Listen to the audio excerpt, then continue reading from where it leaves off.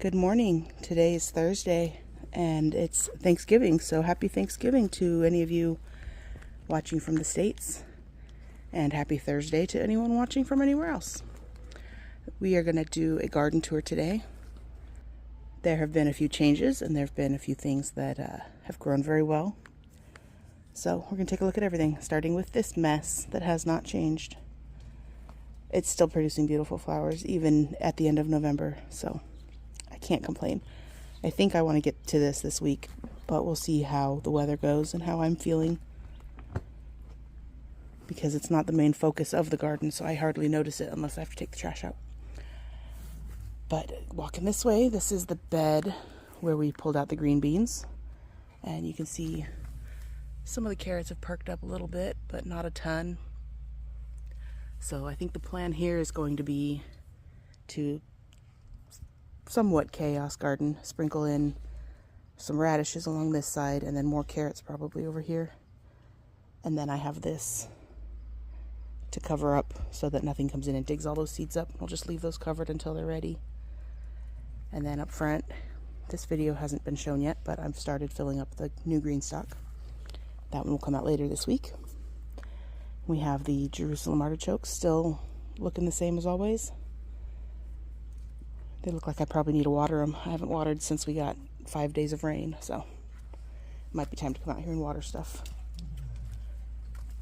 Over here we have two dogs fighting, and then we have the flower bed that everything is looking great. You can see the nasturtiums that are in the sun for longer are getting bigger, and the ones that are in the shade more, not quite as vigorous, but they're all still doing well. And it seems to be the opposite for the sweet peas. I think I need to come and thin those because that's a very, very thick clump of plants. But they're still growing. They're still doing all right. The ones down here, not quite as much, and I'm not sure why. Maybe it almost looks like something got in there and ate the tops off of some of them. So I don't know. I'm just letting them do their thing. They're going to grow and eventually be really pretty. But my daisies that are back in there from last year, those are blooming now, and I love that. Over here, the green onions are doing well, and the chives are looking great. I'm going to harvest some of those for Thanksgiving meals. There's a weed in there that needs to come out. My family's big Thanksgiving thing isn't till Saturday, so today we're actually going to be decorating for Christmas and putting up our tree as a family with my husband and kids, so that'll be fun. In this bed, the rats have gotten all of the kohlrabi that were down the middle, and I bought new rat traps. And in the last 3 nights, I have gotten 12 rats throughout the garden. So you'll see as you walk through, there's rat traps sprinkled everywhere. I set them at night and then I close them up during the day so I don't catch any birds. This is a Romanesco cauliflower, and something ate the main top leaves, but down in the center it's still looking like it's going to grow something, so we're looking forward to that. That'll be a pretty one. And there's another Romanesco on this side, and then behind there are 3 sprouting broccolis on this side and 3 regular broccolis on this side, and everything is just getting huge, and I'm not even sure why I have it covered anymore because the rats get in there anyways. Something I noticed with these sprouting broccolis is one of the plants has these leaves that just look different, and then the other ones look like this. So I'm wondering if I got them mixed up, or if I just had a random rogue seed of something else, or if that plant just isn't doing as well as the others. I'm not sure. But it's starting to send off shoots that will eventually turn into little broccoli heads. Little sprouts off the sides. The one behind it looks like it got eaten. The leaves got eaten by the rats, but we're taking care of the problem, so hopefully it won't be a problem anymore. And behind those we have the peas, which this side of the peas I planted a couple weeks before that side, and that side are just taking off like crazy. So it's got to be the variety. That's the only thing I can think of. I don't remember what variety I planted, of course, but it has to be. And I wish I remembered, because if they're doing that well, I want to plant them again. Coming over from that, we have the pot that had ranunculus This pot had ranunculus corms in it from springtime. Early spring, I bought them at Home Depot. Planted them in this pot, and then in the summer they died, and I thought nothing of it. I thought they would never come back because it's 120 degrees outside. But they came back. So we have 2 ranunculus, and then this one on the bottom is a pepper from a seed from the grocery store that I just threw in there. So we'll see if anything comes of that. It's a fun little experimental pot. Next to that is our box of potatoes that are looking as good as ever. I like to put in a tomato cage when I plant potatoes because that helps the plant stand up a little bit more, and I feel like it just looks better not being all tipped over and sad looking. But they still grow whether they're put up or down, so they're doing well. This green stalk is going to be relocated when I put up that other one, but the stuff in it is growing super well. You should be able to come out and harvest on this today probably. Give the lizards a little Thanksgiving feast of their own. The lettuces are looking nice. I could probably pull a couple lettuces with the cut and come again, just take them off and let them regrow, but I probably won't do that. But the kale and the collards are looking good. And then the turnips, these are turnips, they're looking all right. Take some of those greens for the lizards. It's got some kind of dust on it, that's weird. And then the beets are looking good. The leaves are getting nice and big.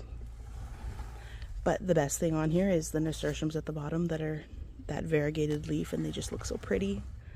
And they're all fluffy all the way around the bottom. I just love that.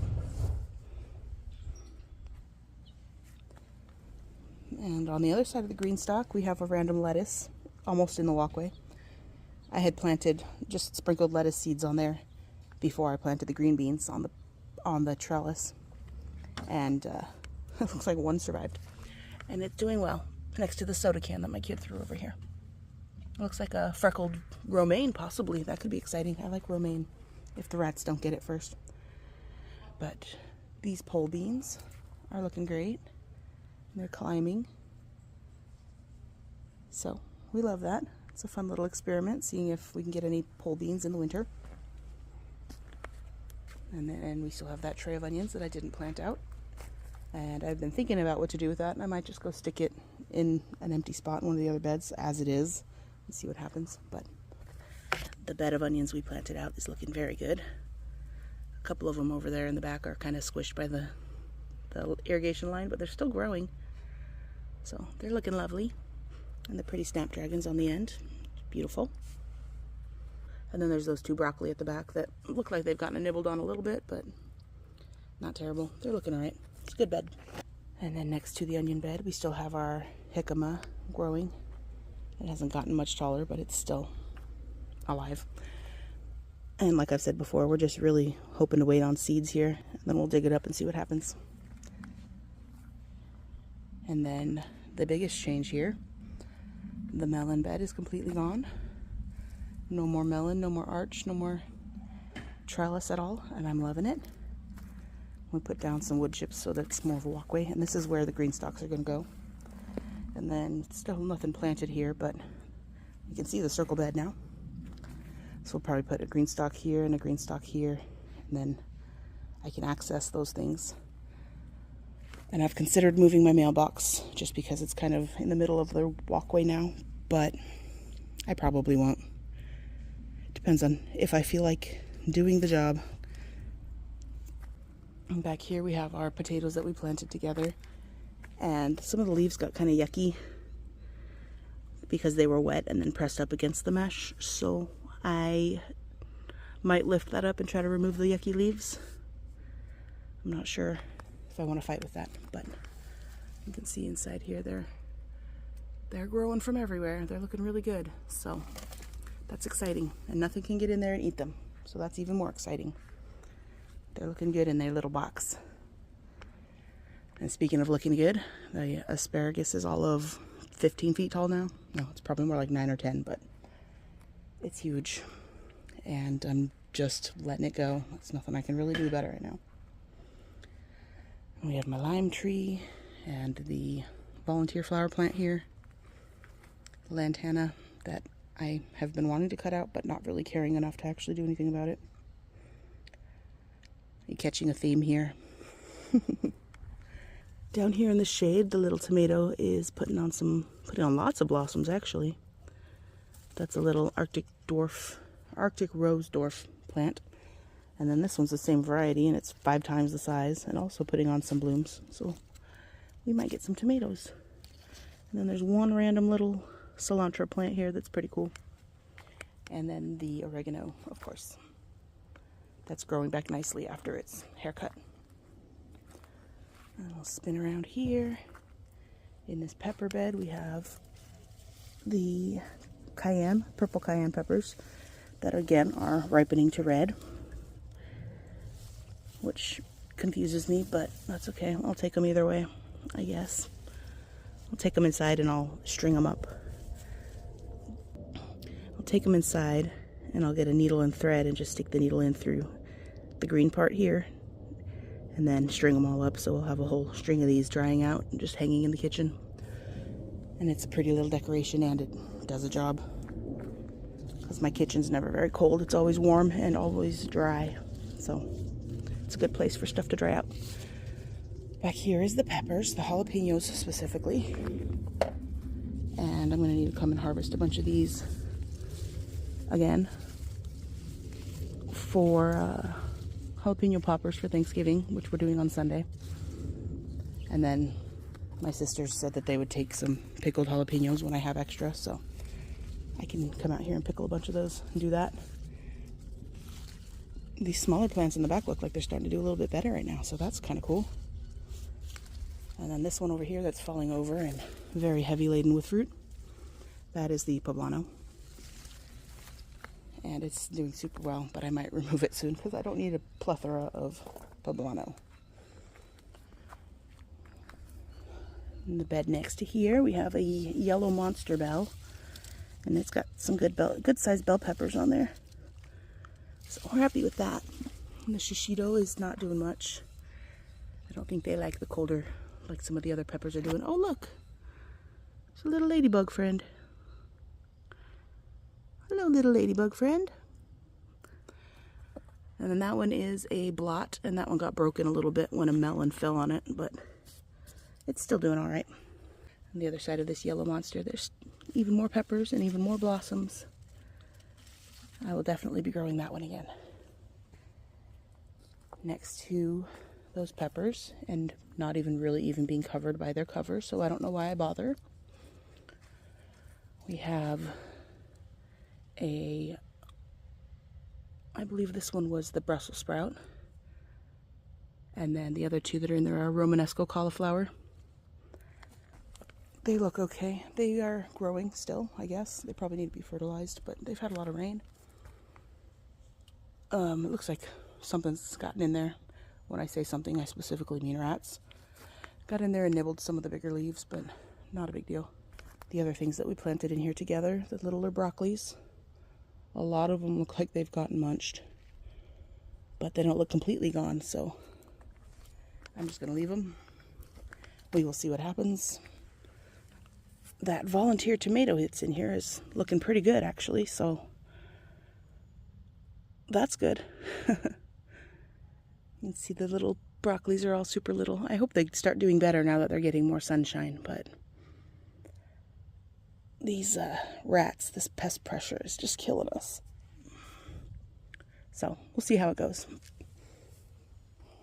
Over here on the other side of the jalapeno and cayenne peppers, we have this tomato plant, which is a oxheart, what did I say, Hungarian heart tomato plant.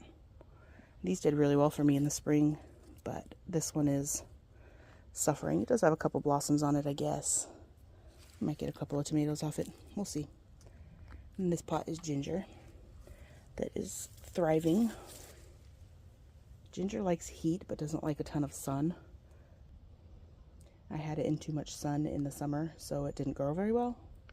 But then I moved it back here, and it gets a good amount of shade from an orange tree now, so even though it's not hot, it's doing really well. These two plants, this one is a grande jalapeno, And this one is an Anaheim. And I planted these in the fall, and they are doing quite well for me. Not as well as the ones that survived the summer, but I'm very happy with them. This is more jalapeno, and then intermingled with poblano. Very happy. I'm loving how well peppers do here in the fall. It's just amazing. I love it. And then trying to close in my walkway. The poblano and the Anaheim are trying to meet. This is an Anaheim plant, and it's a few feet tall. Then there's another Anaheim plant behind it that's doing well. We're getting some good green peppers on there. Some of them are turning red, which means I need to come out and harvest them because I don't want them to turn red. I want them green. So Oliver likes to harvest peppers. I'll send him out probably. These monstrous beasts here that are flowering like nobody's business. These are Big Jim, and I'm not sure I love them. If you like spice, these are good. They're not like crazy spicy, but they're like a green chili with spice. And I like my green chilies without spice, so I don't think I'll grow these ones again. But they are very prolific. Oh, that one accidentally fell off. They are very, very prolific. And the plants are doing great. So great that they're crowding out these guys down here, which are Ajvarski somewhere in here. I think these are Ajvarski. And then there's another blot. Thought something munched on that. It just had a blossom on the end. And then in here somewhere there is also a Lesia, which I have only gotten a couple of fruit off of because it's so shaded down here with all the other ones being so big. But Lesia is good. I'll grow Lesia again. And here's my beauty, my jalapeno plant. It's so silly that it's just growing up this post. But it's the same height as me now. And I like it. And when they turn red, they're a really yummy snack. So I'm waiting for them to turn red, because I don't have a ton.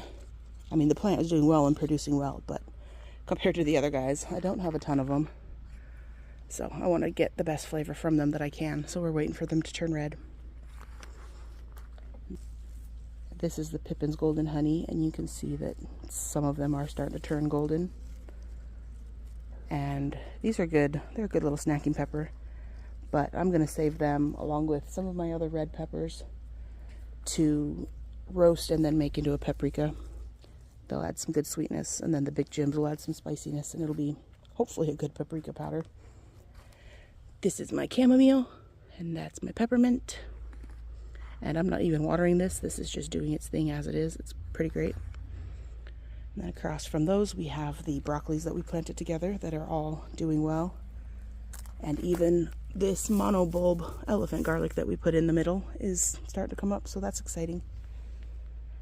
We're going to have some garlic. I think there's a squirrel or something that digs in here. I found a nut or two, and it just disturbs the soil, but it hasn't messed with the plants, so I'm not too concerned.